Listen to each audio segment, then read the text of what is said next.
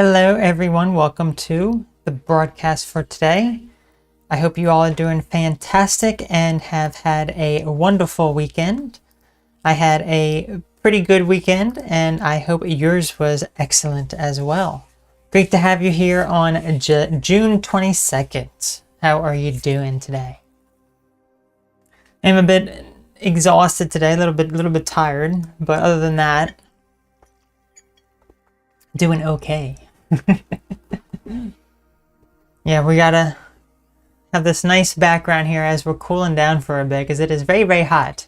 Very, very hot. So this looks like a nice, cool kind of background, maybe. You know, kind of some water, or maybe it could be a bit humid as well. Possibly could be a bit humid. Anyway.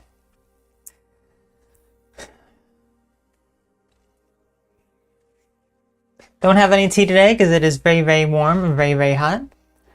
But I do have my mice as usual. Desiree. We have the mice as we usually do. And they are sitting over in the corner here. Although, boys, do you want to come out in the main stage? The main stage here. Let's see if we can get them. There we go. We can get them in view for a little bit. Aya, great to have you here. How are you doing today? Hopefully you're doing fantastic. Say hi, boys. Hi, boys. Funny mice, right? Funny mice. They're always so silly. So silly.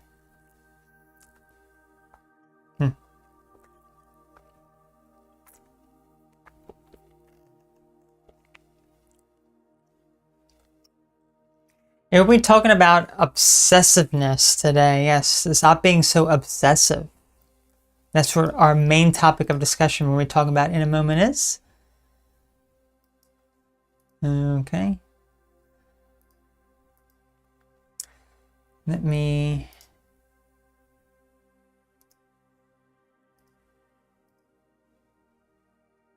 Okay, excellent. Okay, boys. Why don't we start diving into our first topic at hand here now, shall we? Let me fix this a little bit. We gotta fix this microphone so it's not too obvious. There we go. We can just kind of cover it with our hair. Maybe that'll work.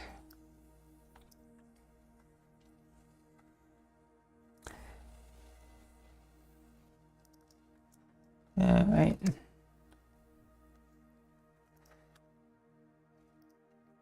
What happens when you obsess too much?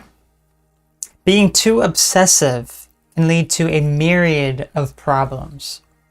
So let's think about this when it comes to things that you may obsess about, because that's actually one of the main things right there. Thinking.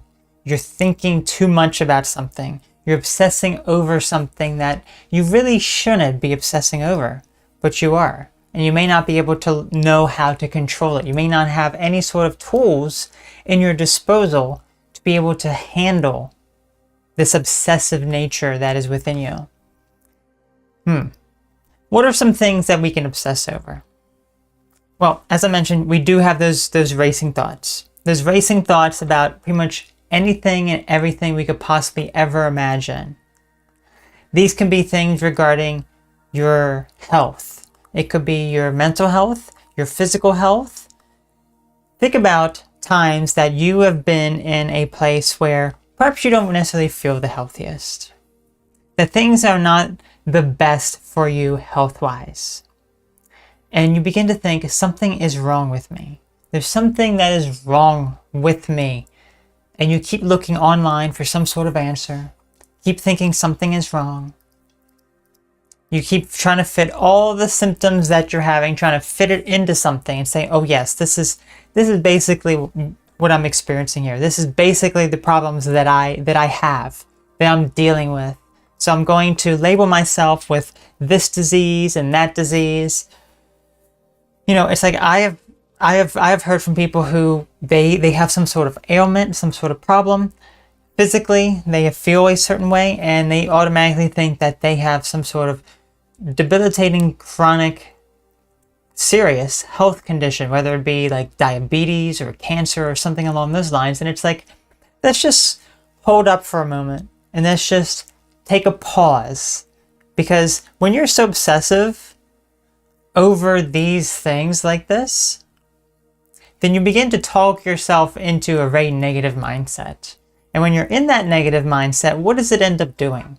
It ends up suppressing your immune system. It ends up making you feel worse. It ends up making you feel fearful and afraid, which then actually can lead to you developing these conditions. So what was once a very trivial thing going on within your body that really isn't all that serious, but you're making it seem more worse than it actually is because you're obsessing over it, you end up making the problem worse because you end up developing a lot of fear associated with it, a lot of negative thought patterns that start to arise from this negative mindset and negative thinking.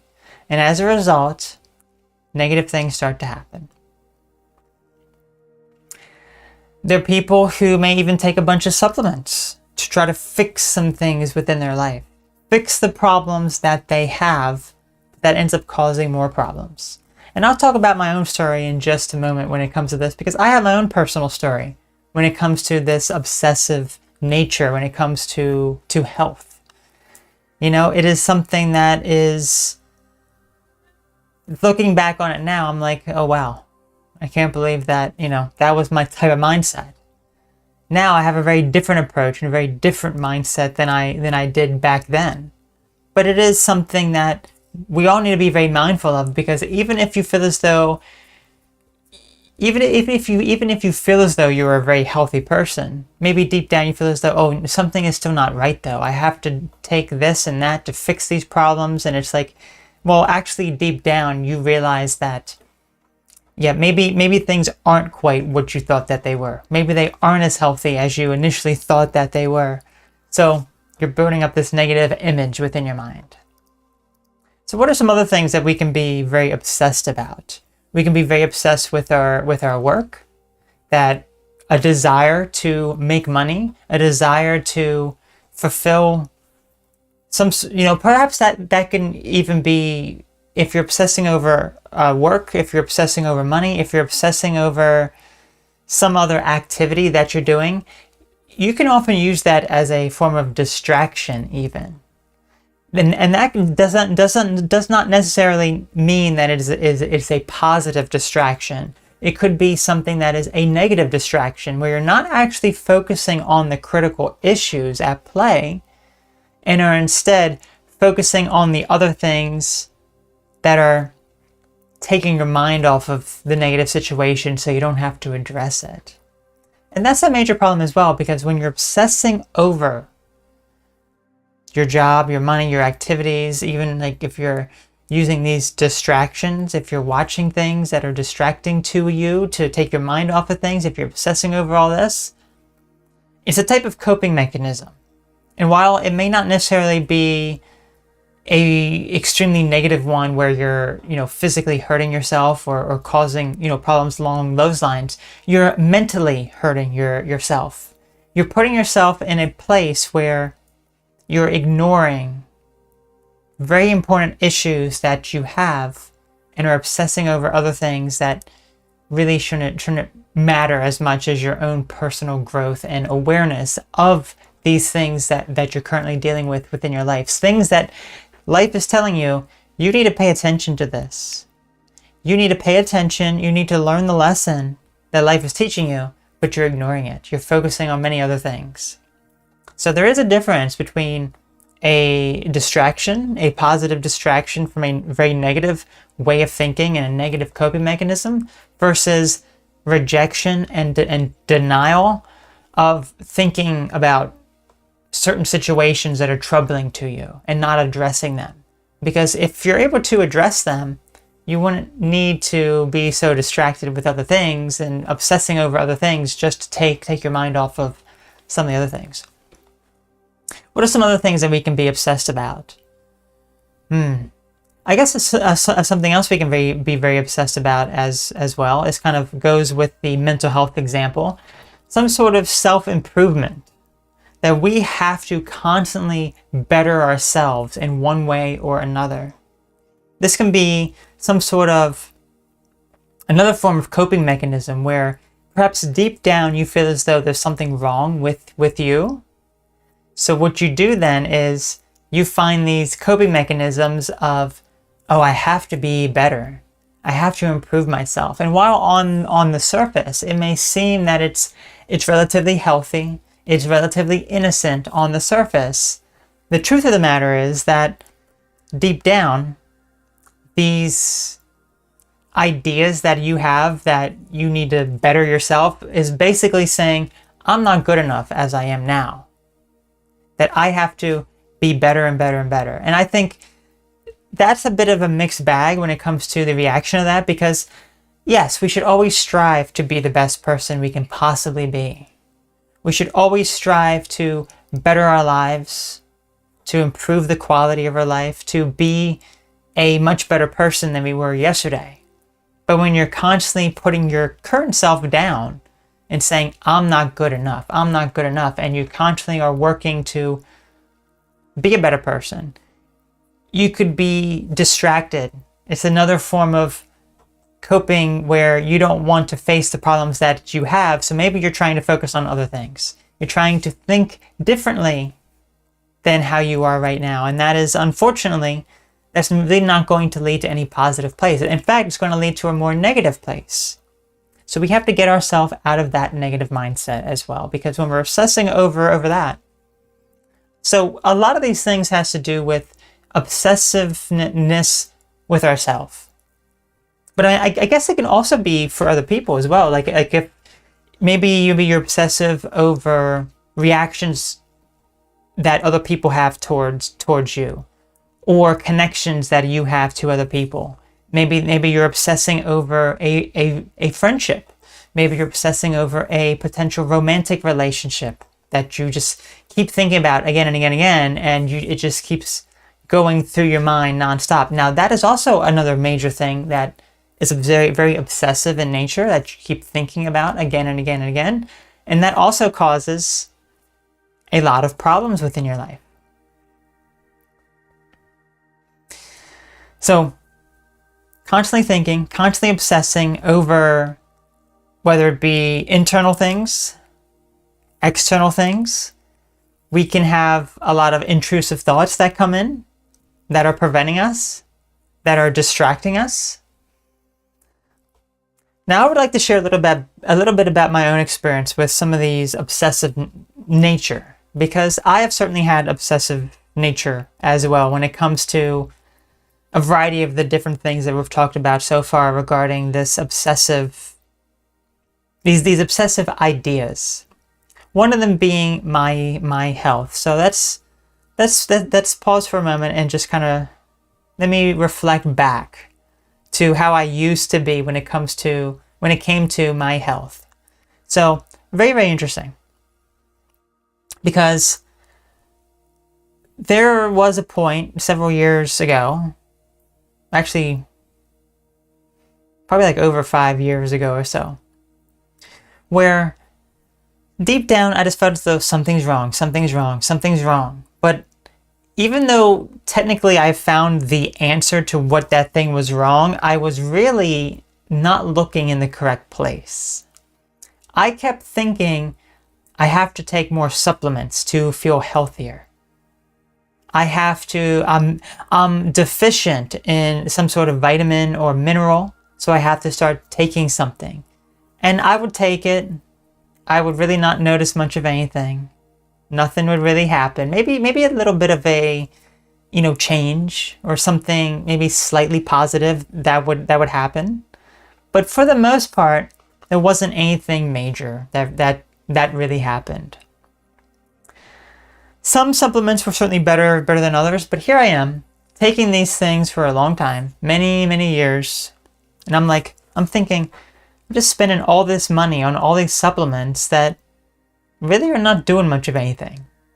And then I don't know how many supplements I've been through where I take, and then I stop taking, and then I find another one to replace it, and then it's like as I'm taking, so some of these thoughts and ideas still kind of go through my mind a little bit, regarding, oh, my health, there's something wrong, there is something wrong that I have to fix and remedy in some sort of way. But at this point, I've realized, you know what? I think moderation is a lot better. So while there are still a fair amount of different types of products that I take and supplements, I find personally for me and for my body, it's not so much about taking the quantity of it, but more so taking a very low dose of it. And I would like to use an example here, because this is something that's very interesting. So vitamin B12, for example. I will use an example of vitamin B12, vitamin D, things along those lines, because these are two supplements, these are the only two vitamins that I actually take. And I take them in different forms. So vitamin B12 specifically, it comes in these, let me actually pull it out here. It comes in these little tiny capsules here. Look at these little tiny things. You can barely see them. They're so tiny. So tiny. So extremely small. And you're supposed to take one of them a day. And that is equivalent to B12. First of all, B12 is a water-soluble vitamin. So you can, take it, and really there isn't any major repercussions, because it doesn't really stay in your body because it's water-soluble as long as you're drinking enough water. But according to this has 1,500 micrograms, which is equivalent to 62,500%. Now that seems like an enormous amount. But I've actually seen B12 supplements that are actually much higher than that. So honestly, it really wasn't all that much. But here's the thing. I got that. I had taken one every day, and then I was just, for whatever reason, I would notice that I would feel so exhausted and dehydrated after taking it. Like I was just extremely just tired and just needed to drink a bunch of water. And I didn't know what it was. I thought it was just kind of normal for my body at the time. Just normal things happening. But then I realized maybe it's the vitamin B12. So I stopped taking it for a few days, and each of those days I noticed I was not tired. I was not extremely dehydrated. I didn't need to drink a bunch of water. I'm like, huh. So then I started to experiment. Okay, these little tiny capsules, I can open them up and take a very small amount. So if I take 1/10 of that amount, will it have the same effect? So I took a little tiny bit of it. I took that as a supplement for every day, and it had the complete opposite effect than the tiredness. It actually gave me a lot of energy. I did not feel dehydrated. So I'm like, that is the solution for my body, I realize. My body does not like probably what most people's body would be perfectly fine with.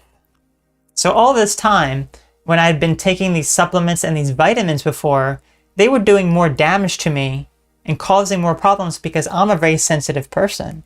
I don't need all that sort of stuff. I just need stuff in very minor amounts. Let's use another example of vitamin D, because this is another vitamin that I take that is very, very crucial as well. For whatever reason, taking oral vitamin D does not really absorb into my body. And the amount of units I would need to take to raise my levels to even the very, very low range of what is considered normal is like 5,000 units, which makes me, much like the vitamin B12, extremely tired, extremely dehydrated.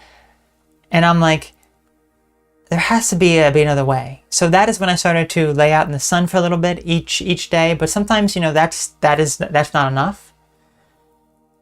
And in the wintertime, you really can't, because it's too cold. You really can't get enough sun. It's really not close enough to where you are. So I'm like, okay, I have to find something that I don't have to take orally. And that's when I found a vitamin D cream that I just put on my body that helps tremendously. So these are things that I've realized that I've been obsessing over, that I've been basically, it's been normal for me to feel bad taking these things, because that is what I have talked myself into doing, thinking there's something wrong with me. I have to take this, and then I end up feeling worse. And like, oh, there's probably another problem. Then I have to take more stuff. And it's like, just slow down and keep it simple.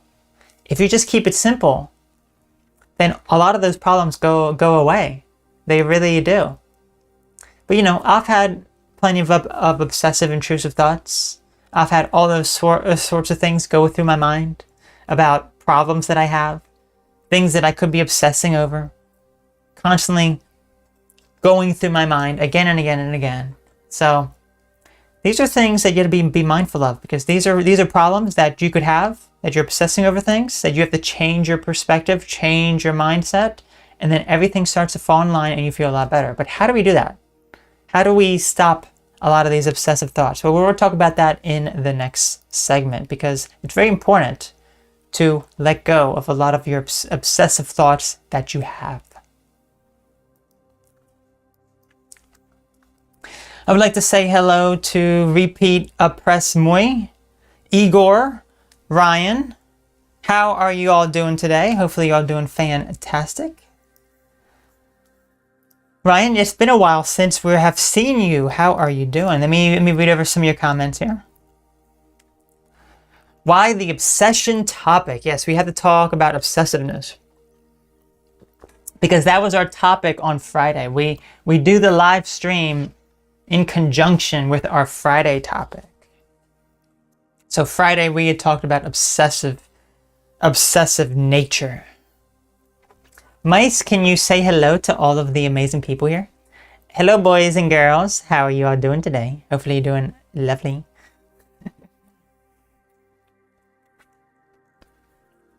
Mice. Mice. Ah, those lovely mice.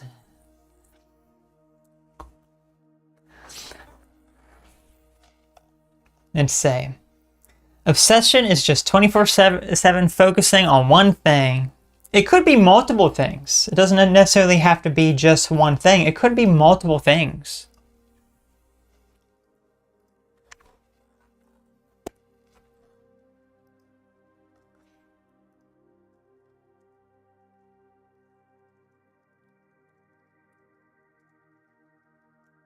For me, it's usually been about a lot of my health related stuff, you know, just obsessing over that in the past. Presently, sure, I've thought about things, you know, obsessive things, and I do my best to let that go, because there are plenty of situations that we can obsess over that we can't really control.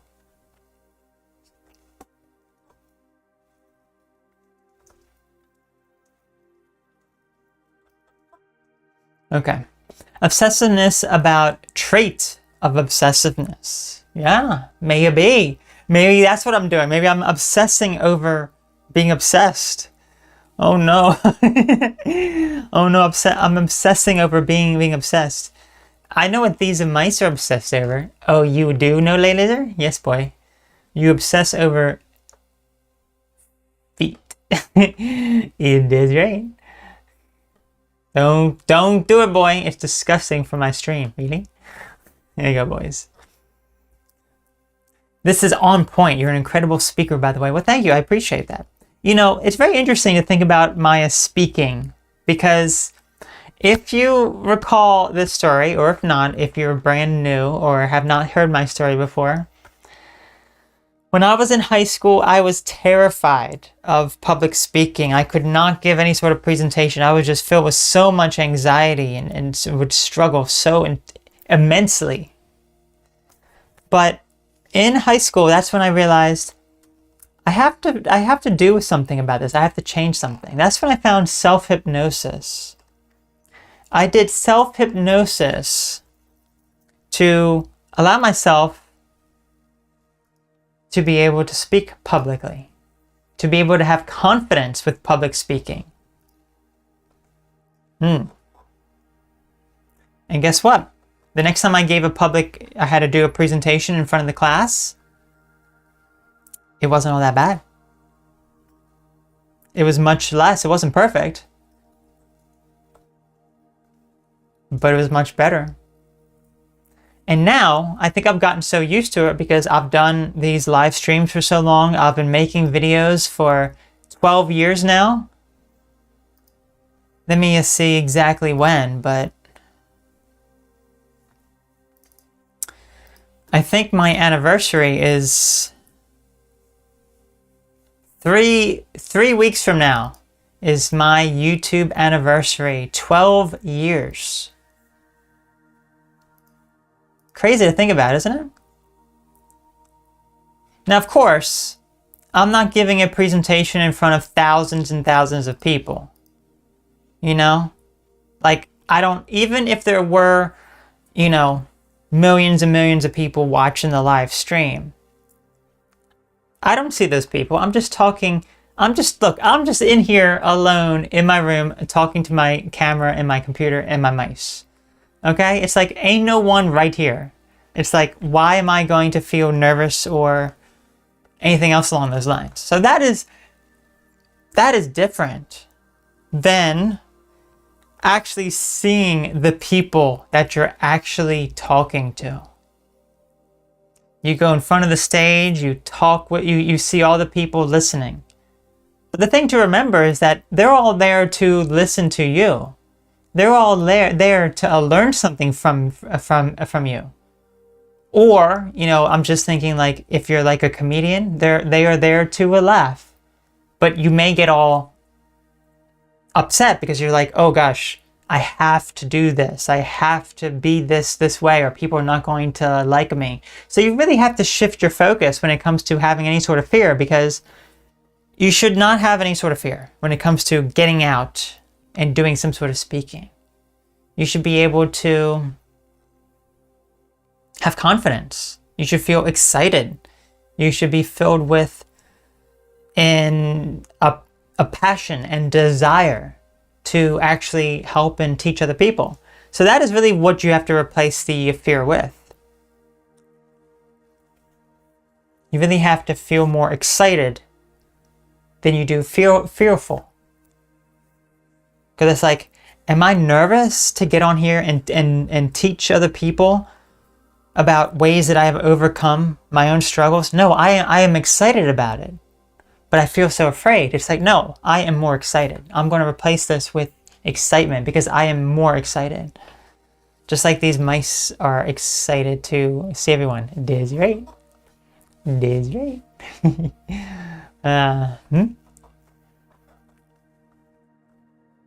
Okay. Take a sip of water before we dive into actually how to deal with these obsessive thoughts.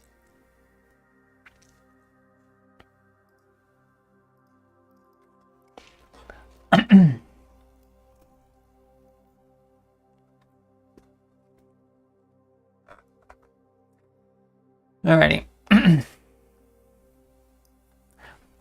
Mice, you're moving over there. Let me see if I can fix this for a moment.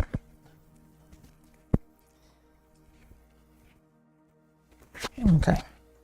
Have it up a little bit higher. Maybe this will be a little clear, even sounding, and I can kind of block some of it with my hair.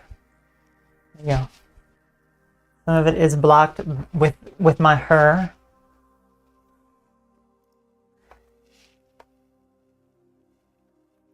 Okay.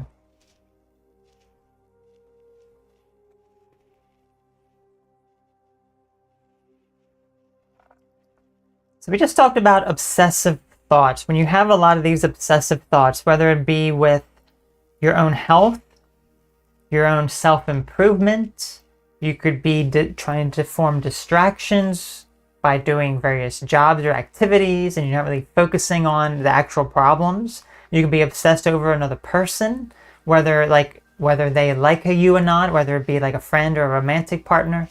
You know, I've certainly had plenty of experiences like that, which I've discussed. One of them that I did forget is back in the day, I used to be someone who, my mindset when I would talk to other people is like I would send a message and then I would immediately regret it. I would be so afraid and fearful. And I'd be like, oh my gosh, did I say something wrong? Are they not going to talk to me anymore? And I sometimes have still felt that way. And then I have since then learned to just back off of that thought. Because those are obsessive thoughts that go through my mind. So I'm going to talk a little bit about how I deal with these obsessive thoughts.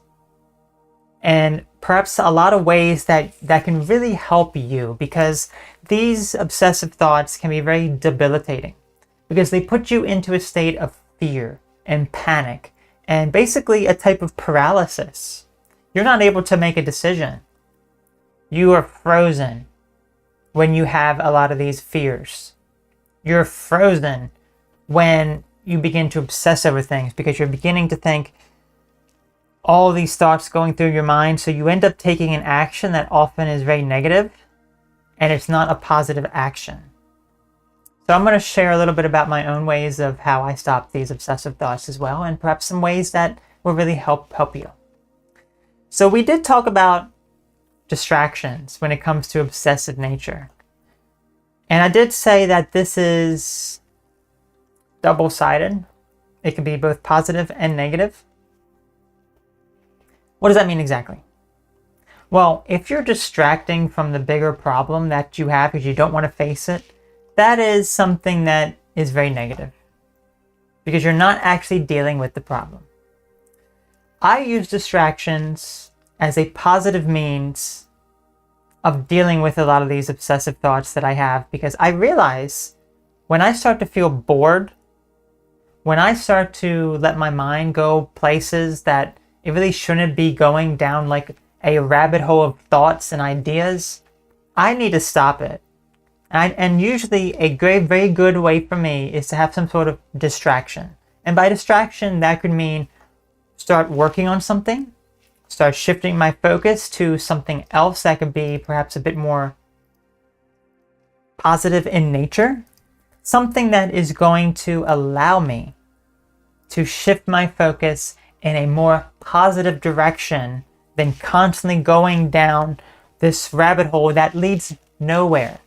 It leads nowhere because ultimately what it's going to do is it's going to lead to all these obsessive thoughts that go down a path that make me think things that are not real whatsoever. So distractions are a very good method, but how do you know if it's a positive distraction or something negative?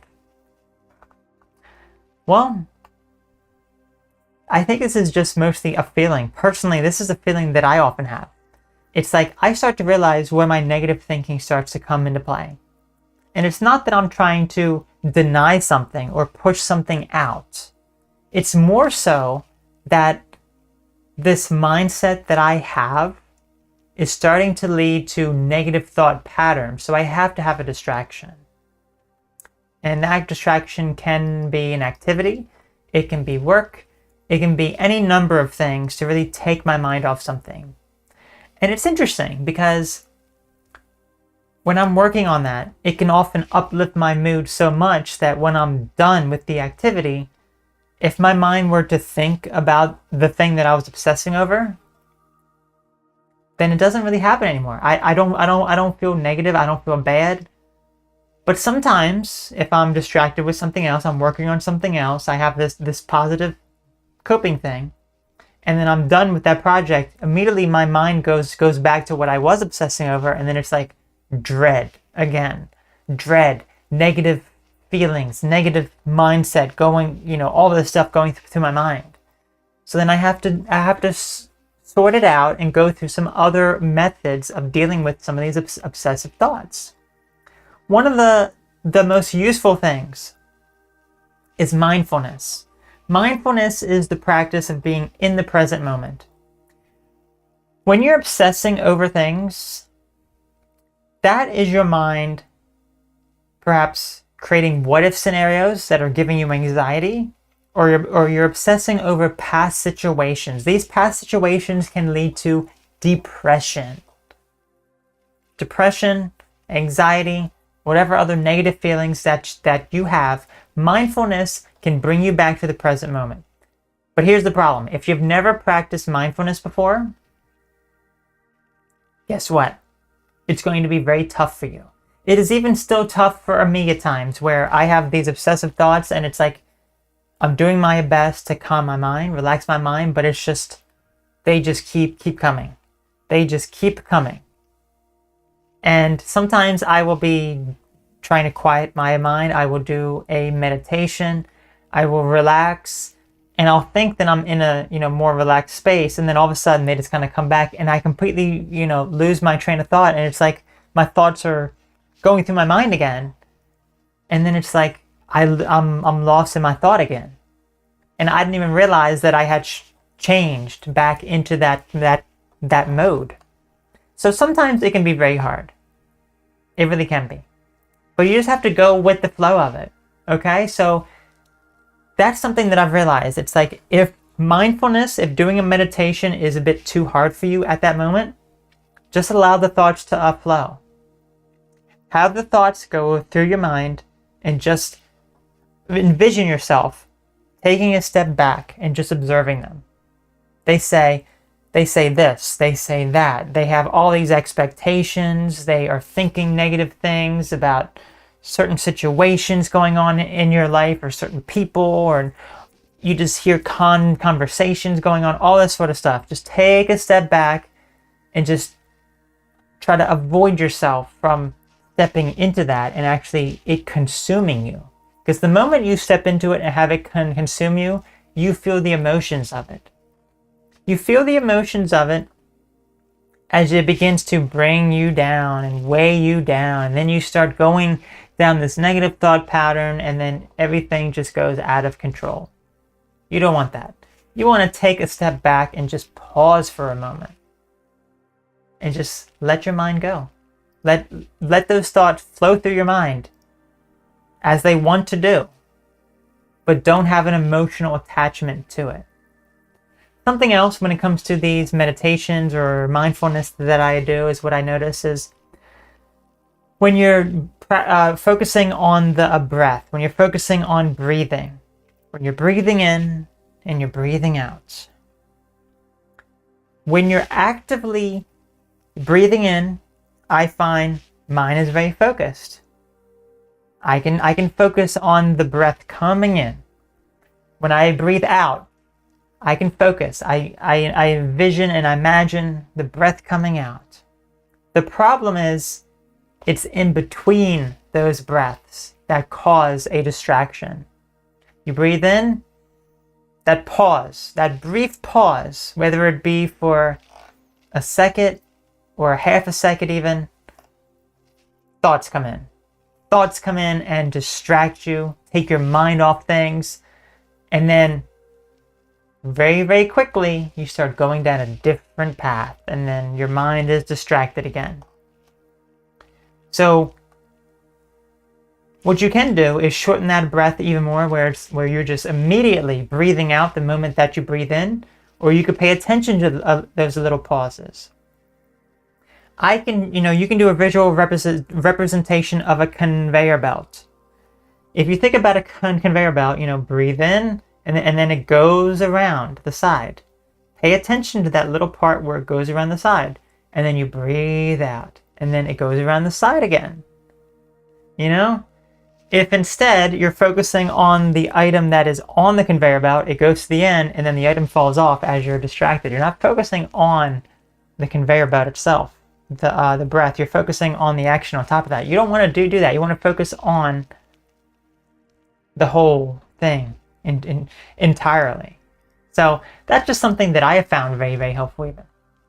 In addition, you have to realize that we cannot control things outside of us. We can only control our own life, which is a reflection.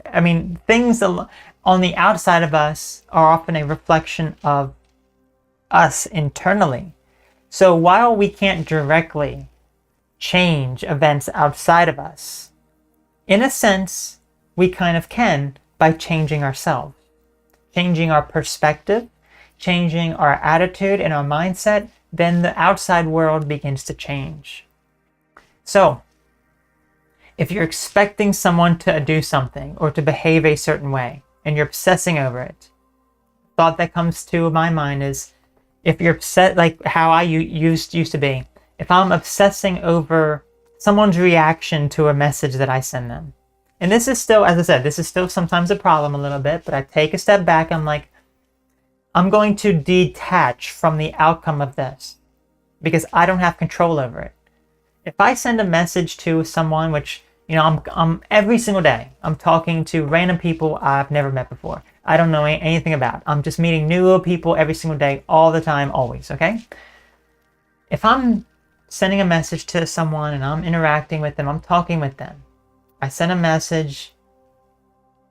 What are my emotions with this? Am I emotionally invested in a way that I am like, oh gosh, did I say something wrong? Is that why they have not replied back? It's been several days, and it's like, am I obsessing over certain things? Certainly I can have those thoughts, but then I realize, wait a second, I have no control over the reaction of the other person. I have no control over what this person is doing in their life. I have no idea even what they're doing. They could be doing something that is very, very busy for them. Maybe something very negative or bad happened to them. Maybe they're just busy with work or something. I have no idea or control over that. So this is out of my hands at that point. I send the message and I send it, and I have to take a step back and go, it doesn't matter what the outcome is. It doesn't matter what the outcome is at all. The person can reply back at, whatever speed that they choose to, or not at all. That's entirely up to them. But I have to detach from that outcome and not expect anything. Because the moment I try to expect something, this is something that's also a very, very new discovery for me that I have learned through some incidents that have happened recently, where I had high expectations on people. High expectations to the point where I was expecting things from other people to react a certain way, to respond a certain way, to be a certain way, or I would be filled with so much despair and like disappointment, things along those lines. It wasn't like I was projecting that to them, basically saying, oh, you better be this way or else. No, I wasn't negative about it. It was more so internally. Internally, I was building up an image of the person within my mind, how they should be. And when they were not that person, I would feel disappointment. That's something within my own mind that I am creating. I am creating that. The other person is just who they are. They're not anything other than who they are. I'm building up this fabricated idea of who I think that they are within my mind, and it's not accurate. It's not true. It's not real. But I have those thoughts going through my mind. So that's just something to be aware of. These are things that you can do to stop these obsessive thoughts, and they are something that very, very much help me deal with a lot of these problems. So I really hope that it was helpful for you to really understand how you can deal with these problems as well, because it can be very debilitating and change your perspective, a lot of these obsessive thoughts. So change your mind, change your perspective, be calmer about it, and then you can overcome it. All right. I have missed a lot of your comments here, Mr. Cool Duck. Cool Duck. Let's see. Gosh, you said a lot of stuff here. Let me see what you said here. What did Mr. Cool Duck say here? Please, you need to know. I'm not sure. Okay, stop. Yep. Why are you here if you don't want to hear me talk? Nobody cares. Actually, a lot of people care, sir. Just because you don't care because you are obsessed. Look, okay, so here's actually a good example. Cool Duck is obsessed over me. They could be very jealous that I am perhaps much more gorgeous than they are, or that I am not their girlfriend and they wish that I was if they're a male. Or maybe they are secretly, in the closet about their own gender identity or sexual orientation. So this is someone who is very, very insecure with who they are. So they come on to here They say things that are just completely ridiculous because they're obsessed with me. Interesting, right? Very, very interesting.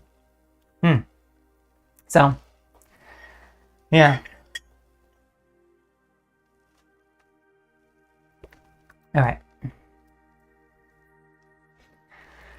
Let's say.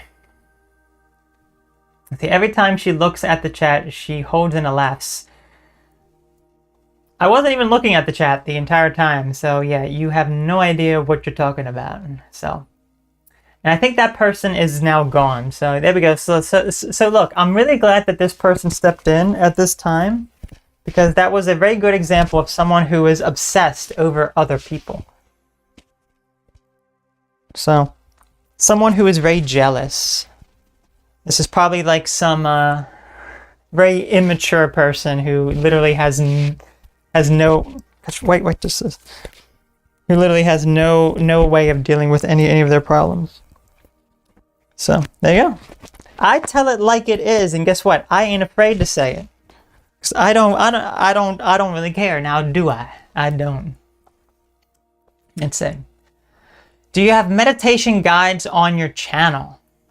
No, I really don't. I had that other channel where I did like meditation stuff, but yeah, I don't actively do that anymore there. So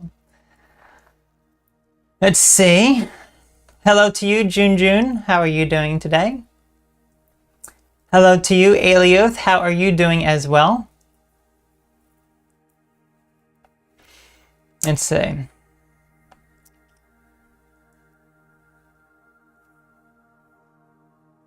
Yeah, cool duck is a mood duck, exactly.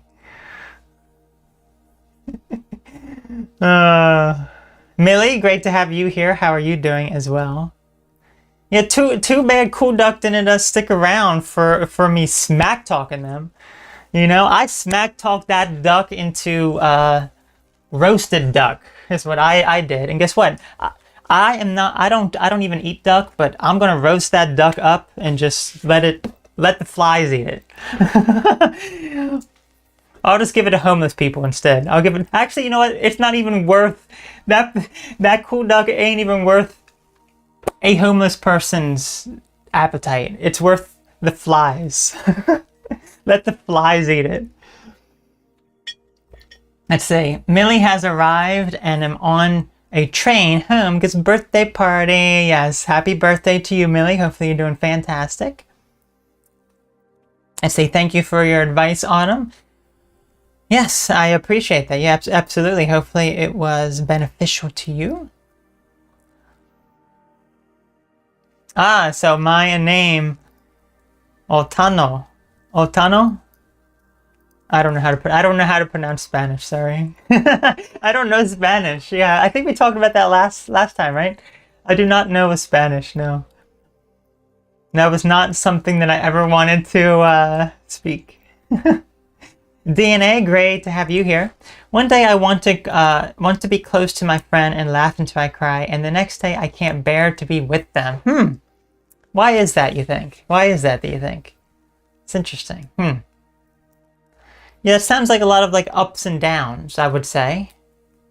Ups and downs that maybe you need to start to rationalize and realize like why you start feeling some of those emotions. Why are you feeling that way? Question. And I have an answer, hopefully. Hopefully I have an answer. We'll see. We'll see if I have an answer for you. Why are your tarot card readings so accurate? Well, let's get to the next one because, yeah, we're about to do the next one, Millie. Millie, tarot cards are a magical thing. They have shown me some amazing things, and they have said some things to me that it doesn't seem like it would be possible, at least not at this present moment. Then again, I don't have a time frame for certain things. I've talked about some of these things before. And it's very interesting because I've got this information, some of these ideas and things from the reading. But that is how life is. I mean, you can take certain things from the tarot readings and apply them to your life. However, you may not necessarily have a time frame about certain things. We do a time frame for our weekly tarot readings, but for other readings that I've done for myself and other things, it tells me about situations, or it tells me about something that may happen. However, it's not giving me a time frame. So if it says this action is going to happen, is that action going to happen in the next several months, year, decade? You don't know. So it's very interesting. It's very, very interesting because I've gotten a lot of information about certain events and people and things from these tarot cards. I've done them relatively recently, and it's like, you know, some of it can be quite scary because I ask about certain situations that, you know, go on within my life or in other people's lives. I just ask questions, and then I see something and I'm like, you know what? I'm taking a step back from this because it has nothing to do with me.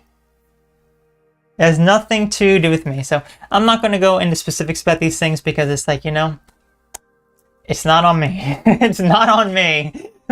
Don't blame me for anything. Anyway, so DNA, let's say. They say I speak too little, but what's the use of talking when you already know they won't feel how you do? I'm not antisocial. I fantasize the idea of not being what people expect me to be. So these are expectations that other people have of you, that you are getting upset about, that they have different expectations of you, that perhaps you have expectations on them to treat you a certain way. So you really do need to detach from your expectations of what their expectations of what you should be. You should never have to change yourself for another person, but you can take that as constructive criticism and start to learn some sort of lesson that life is teaching you.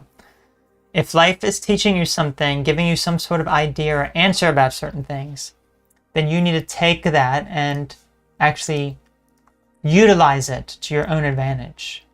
Learn something from what life is teaching you.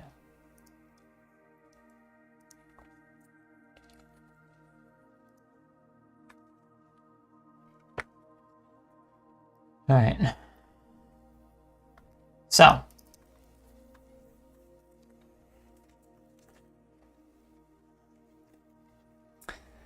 we're going back. We're going back to my room.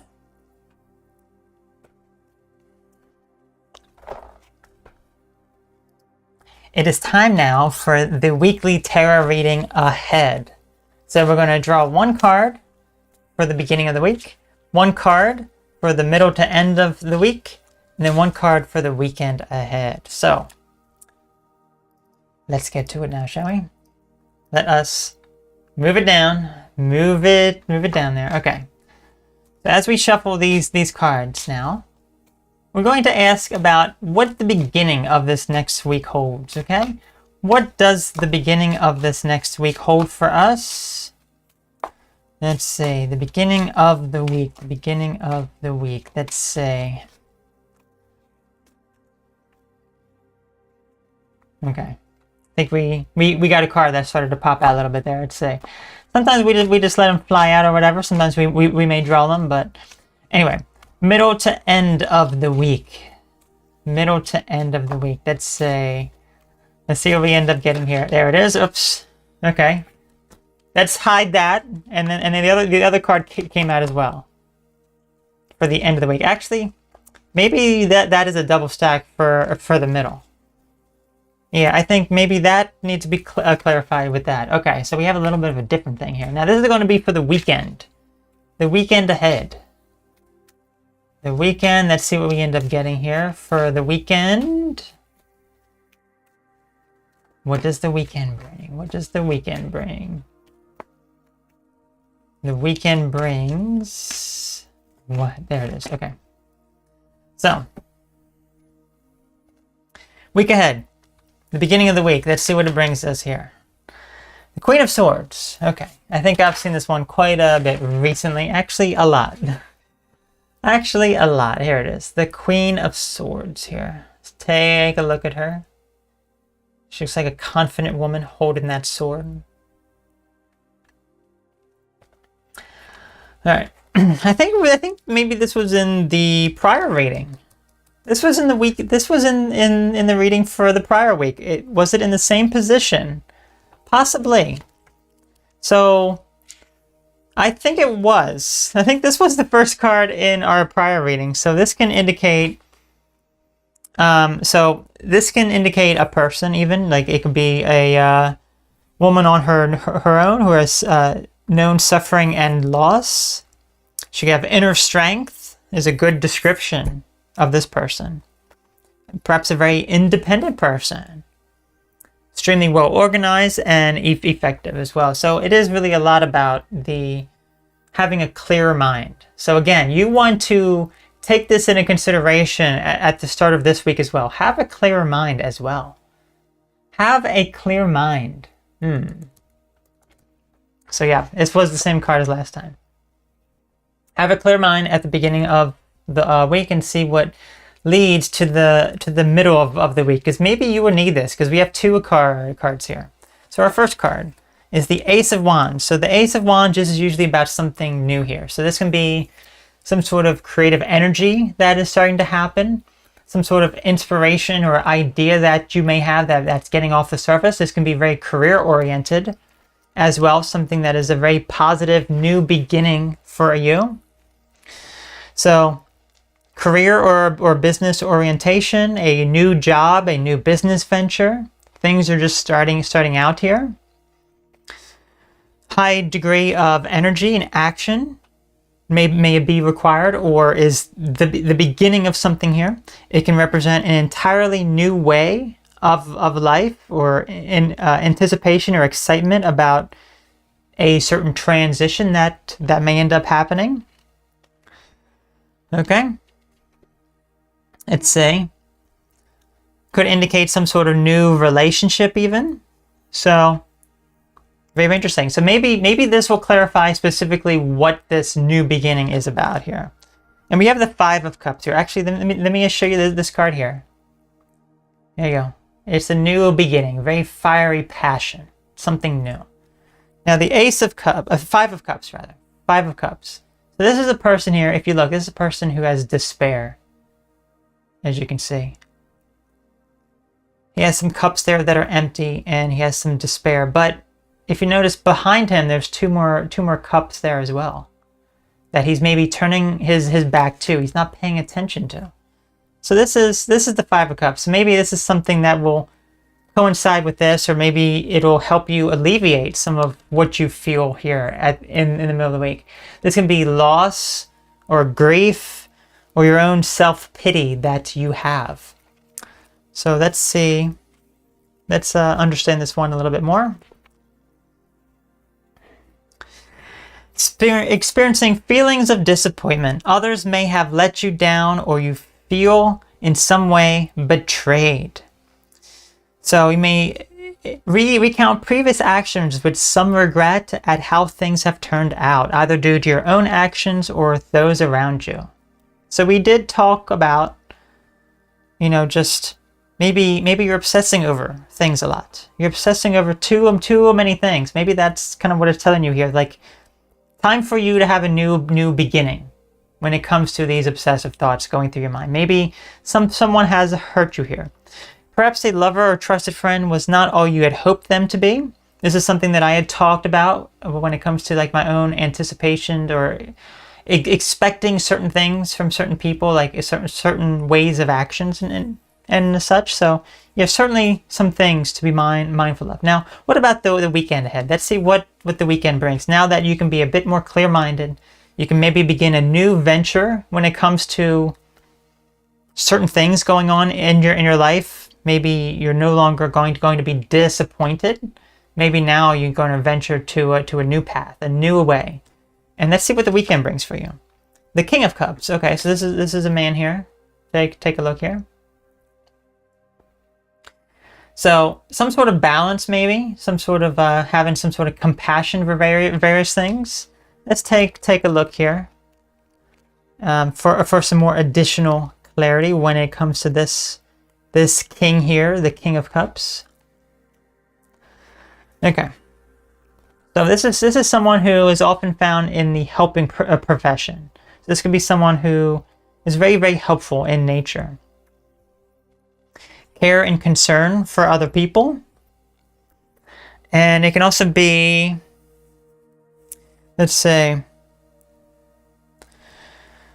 there's also, you know, perhaps some sort of level of control is needed here. You know, there can be some sort of getting in touch with your emotions, being able to be more in touch with them. And that kind of does coincide with a lot of this, because as you can see, like with the cups here, this person is turning their back. It's kind of an emotional thing that they're going through at the moment. Very emotional. Maybe now it's about time for you to control or get better control of your emotions venturing forth. So, but there could be a negative aspect. You know, there could be something like you may not have enough drive, or you may not want to confront certain negative situations that are going on within your life. These are important opportunities, because maybe that's what this card is even about here. That due to your own actions, maybe you didn't handle certain situations with certain people or situations in your life in a very positive way. It was more of a negative situation. So maybe this is telling you, start to be more emotional. Start to open up your emotions a bit more. Express who you truly are, because more positivity will come from that. So that is just something to be mindful of for this coming week. And yeah, just see how this resonates with you, if this is very accurate for you. Okay, so let us, there we go. All right. Let's see, Queen of Swords, we had it last week in the start of the week. Yes, exactly. Oh, look, Cool Duck finally came back from crying in the corner after I roasted him and fed him to the flies. Let's see, Queen of Swords, we had it last week in the start of the week. Yeah, it is very interesting how we got that at the same time. You've never cringed so hard. Well, I am glad. I'm glad that I make you cringe, because that is what I like to do. I'm glad. Look, honestly, I don't know if you had much brain left for it to die, but you know, it is what it is. It is what it is. Anyway. Well, I want to thank you all so very much for tuning in to our broadcast today. We'll see what the week ahead brings. And yeah, we shall see. We shall see. Now, boys, would you like to say goodbye to all the amazing people? Bye all the amazing people out there. Bye. That's right, boys. Anyway. Okay. So, I will talk with you all again next week. We will be live again. Let's see. So we will be live again on the 29th. So I look forward to seeing you all there. So you all take care. Have a great one. And there we go. Okay. And I will see you all again. Thank you all so very much for tuning in. Take care. Bye-bye.